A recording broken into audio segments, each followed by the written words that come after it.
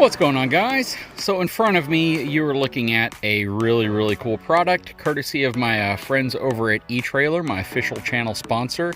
This is a B&W Tow and Stow hitch. Specific one is the TS148B, or I guess 10048B.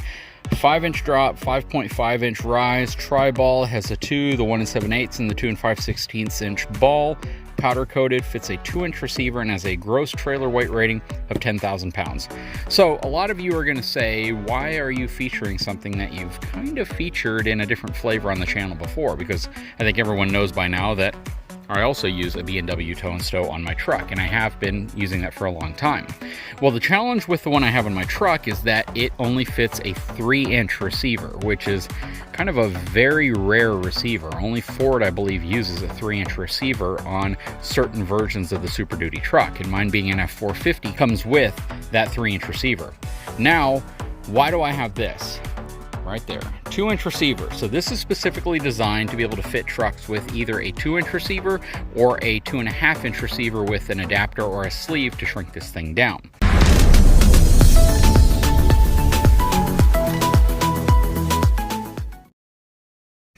Let's open this thing up. First of all, it is made in America, has a limited lifetime warranty, and this is what it is. Very cool product. Again, 2-inch shank, fits in a 2-inch receiver. Again, has a 2 5/16 inch ball, the 1 7/8 inch ball, and the 2-inch ball. Let's get this thing out of the box. It is an absolute beast. And what's really nice about the B&W product is just how well it's built and what it's able to do for you. What it's able to do is stow out of the way when you're not using it. So you flip it around backwards and you don't have to worry about it sticking out really far. But the reason why I like it is just having that convenience of having one hitch with a ball that I can simply rotate to use on whatever trailer I have. Whether or not I'm using it on my dump trailer, which uses this, whether or not I'm using it on my new utility trailer, which uses this ball. But my small cargo trailer uses this ball, so I can't use the other hitch, so it's nice to have that. And I have occasionally pulled trailers that have a very small 1 7/8 inch ball. So having all three of them on one assembly that you can quickly pop a pin out, pull the pin, and flip this thing around is super useful. Now, the biggest area that this is going to come in handy is whenever I'm doing my towing evaluations with pickup trucks, specifically ones that are lent to me by General Motors, Ford, Ram, whoever sends them, and I'm trying to tow, and oftentimes I'm trying to pick the correct trailer I have for that specific application. So with this, when I put this on the truck, I'll essentially be able to keep it on the truck through the entire evaluation because I can simply switch to the correct ball that I need for the specific type of trailer I plan on towing. So that's really the big perk behind this. Again, I want to give a big shout out over to my sponsors at etrailer.com for sending this my way.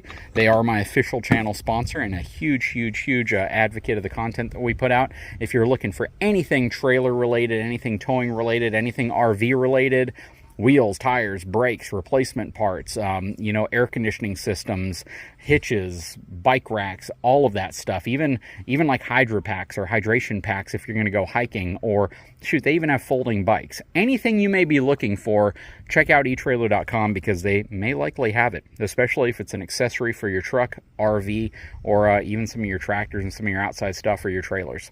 Anyways, guys, let's move on to the video. All right, so check it out. This is the 2017 F450 King Ranch that I've had since about September of 2017, which means it's going on almost 5 years old. You know, this truck has been a fantastic truck, and I'm still on the fence about whether or not I potentially look at upgrading or just keeping it. It's almost impossible to find a 450 unless you order one right now, and really the changes are kind of marginal. One of the biggest changes, of course, is the size of the screen on the very newest version of this. You can get like a 12 or 14-inch screen, but for me, I'm fine with the screen size. You know, I realize by getting a larger screen, I'm going to get some more options, more camera angles, kind of more camera features. But I don't really see the purpose of upgrading the truck just for the navigation system at this point. And to me, that's the only true significant difference. Sure, if you get the newer model, you get that trailer backup assist, which I personally don't think I would ever use. But I wanted to make this video because I want to ask you all, what do you think? I know the newest version of the Super Duty is set to be released in like a year and a half, and they're going to do pretty much a full overhaul of the exterior. A lot of big changes coming to that vehicle. I don't know if it's going to have a power plant or a transmission change, but we do know that there's going to be a lot of significant changes, and I'm pretty sure the interior is going to be heavily refreshed and the exterior is going to have, you know, pretty much an all new design to it. So if I'm going to wait for a new vehicle, I almost feel as if I should stick with the vehicle I have. My vehicle has about 50,000 miles on it, so I don't put a ton of miles on this because I have that Ford Fusion over there that I drive around kind of as my daily vehicle. This is what I use when I'm towing trailers, when I'm towing, you know, the cargo trailer, when I'm towing my dump trailer, when I'm moving the tractors or equipment around. And believe it or not, I use this quite a bit. I drive it every day. I just don't drive it for long trips unless it's hauling the RV. That said, this truck's been fantastic, right? I really don't have any complaints with it. It's been a very reliable truck. When you compare this, especially at a distance, to a new F450, you really can't tell the difference because pretty much all the body panels are the same.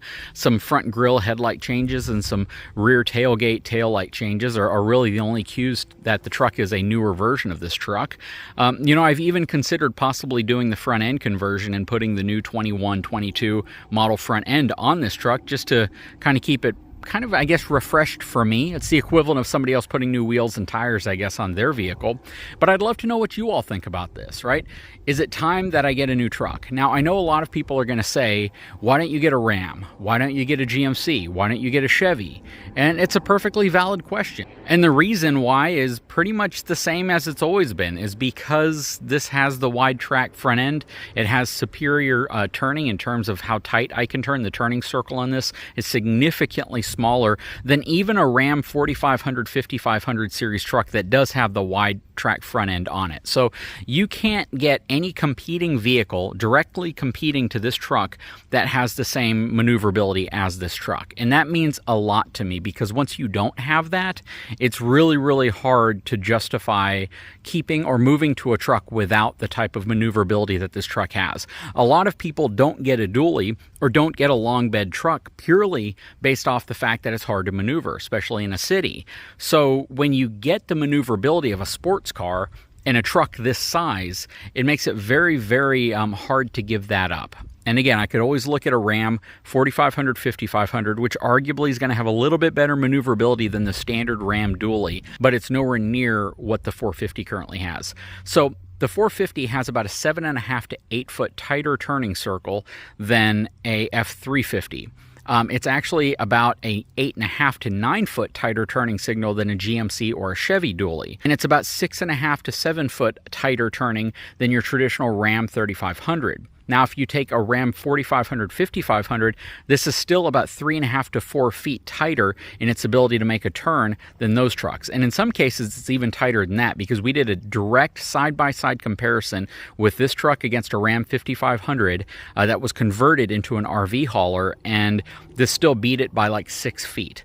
So it's significant, especially when you're backing up, maneuvering, or turning into parking lots, moving your RV around. The main reason why is because if you tow your fifth wheel to a campground or wherever you plan on going, your travel vehicle, your move-around vehicle is going to be your truck. So it needs to have the maneuverability to get in and out of parking spaces and areas that a truck this size might normally have a hard time doing. So that's really the main reason. And again, if I sell this truck, I can get a lot for it right now. Shoot, I have gotten offers for my truck with the miles it has being almost 5 years old of over $85,000. I'm not even kidding you. Not folks who watch the channel, not dealerships who watch the channel, but just dealerships in general who will buy my truck from me for over 85 grand.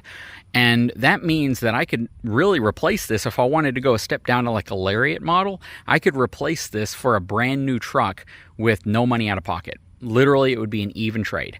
If I wanted to get a King Ranch, a Platinum, or a Limited, those trucks are all in the $90,000 to $105,000, $110,000 range, and I might pay a little bit down, but my truck's paid off, which means that I would have very, very little to pay in terms of a difference between this and a new truck. The challenge is I'm going to have to wait 3 to 6 months to get a new truck if I get rid of mine. because I'll have to order it, and dealerships really don't have these trucks right now, or I'd have to go for a pre-owned model.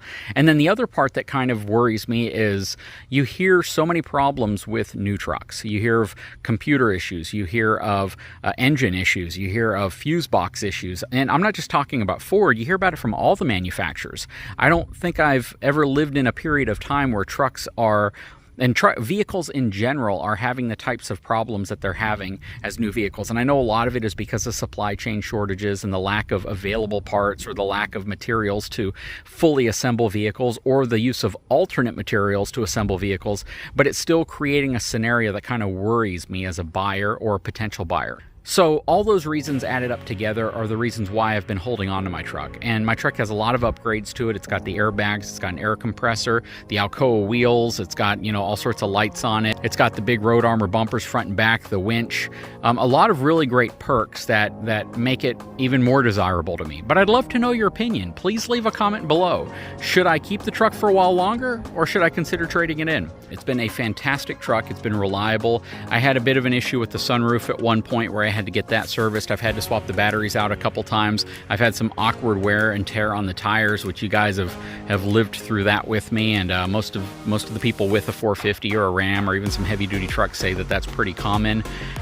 But aside from those, I haven't had any major issues. And you know, if I can hold on to the truck a little longer, wait till the new model comes out, possibly see what that's all about, if they've made any improvements to it, that is kind of my plan. But I'd love to know what you guys think. Please leave a comment below.